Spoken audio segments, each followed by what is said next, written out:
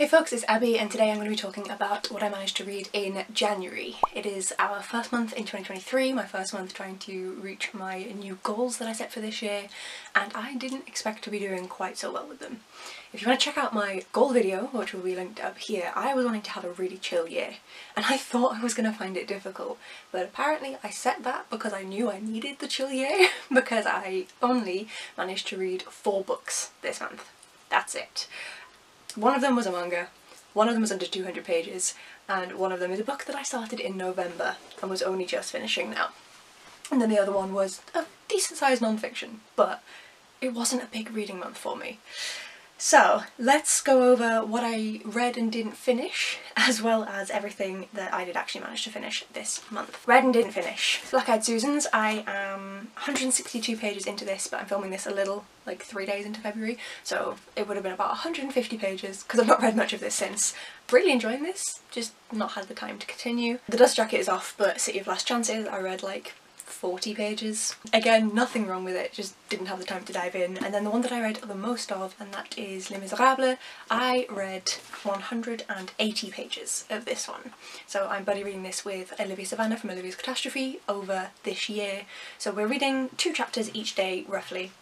I will say I'm loving this so far. I'm loving it so much. Like, I started annotating it because I adore this book. We have paused our reread for now. We should be picking it up in a week, so I will still have some of this read in February, but we're just pausing it for now because both mine and Olivia's lives are a little bit hectic currently. But yes, I'm loving this so far so much. And then the only other book that has no other mention from my TBR from January is Clara in the Sun, which was also on my December TBR. I didn't pick it up, I didn't touch it, and I'm going to take this off of any kind of current TBRs. I'm just going to put this back onto my TBR pile. Clearly this is not the time for me to sit and read this one. Clearly I don't want to read it right now. So we'll put that on the back burner. I'll come back to it at some point in the future. So the first book that I finished this year was actually Animal Crossing New Horizons Deserted Island Diary Volume 1. The longest title on the planet, by Kokuna Surumba. This is a manga which my other half got me for Christmas. He got me volumes 1, 2 and 3, the only ones currently out in English, and so I was struggling with reading anything. I didn't pick this up until like the 10th or the 11th, and I just thought, you know what, I need something easy, something simple that's going to get me back into the swing of things, and so I picked this up. I am so tempted to colour this in like a colouring book because like the art style just begs for a colouring pencil. But this is a lot of fun. It's very silly, very stupid, and I ended up giving it, I think, 3.5 stars on Corepile, but definitely a lot of fun to read through, and I'm looking forward to the other ones.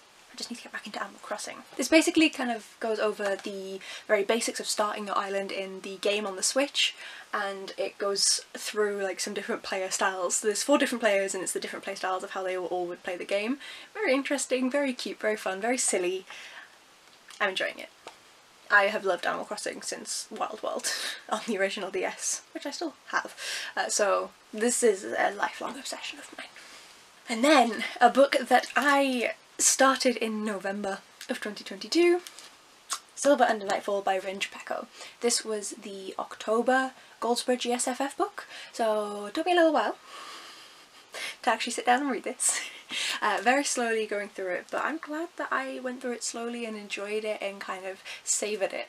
This is so different to anything else I have ever read. So I've not read anything about vampires since Twilight. That was a little while ago. Like, I read Twilight when it came out. So yeah, I haven't read anything about vampires since then, so that was already new. And then this one also has some smutty sexual scenes in, FYI, and it also has a polyamorous relationship. All things that I don't tend to read.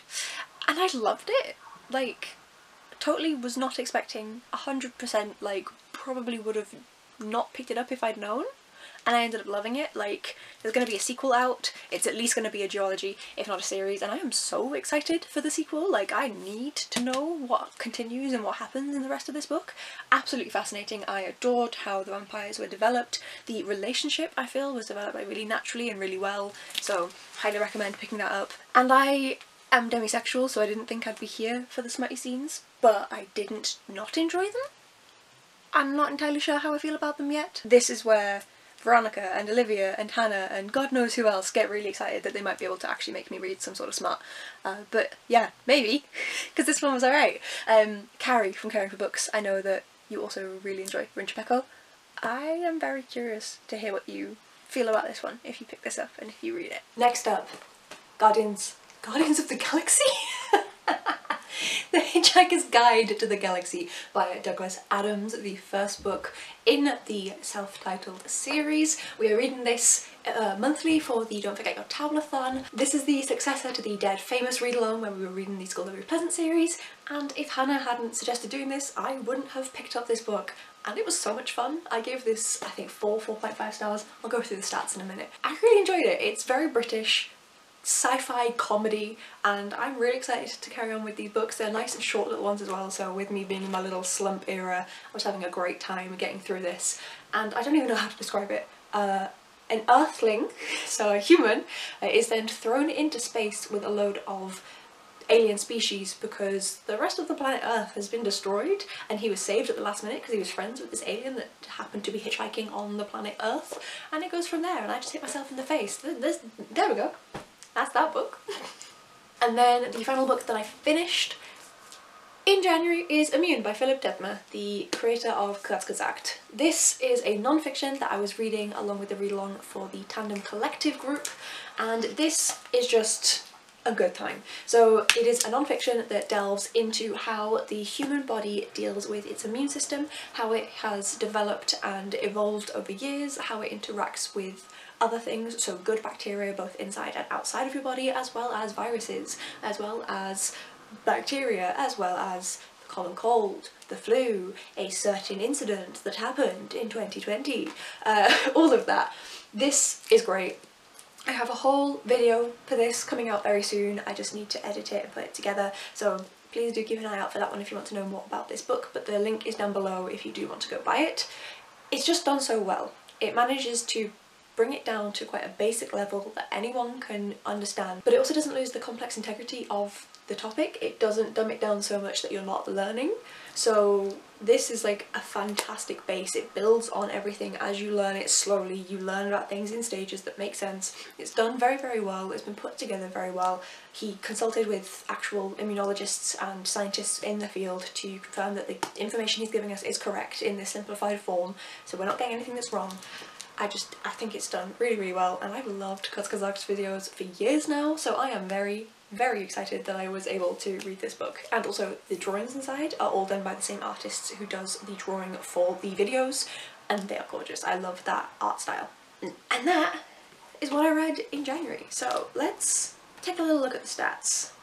First of all, you can see that I didn't read a lot. The 24th, I actually read quite a bit, and that's just because I was finishing Hitchhiker's Guide to the Galaxy.